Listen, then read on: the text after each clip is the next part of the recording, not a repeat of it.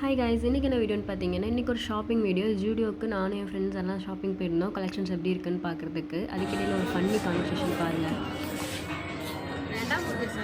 தேவையா அதாவது அண்ணனுக்கு செட் ஆகல, அதுதான் வேணாம் சொல்லுவாங்க.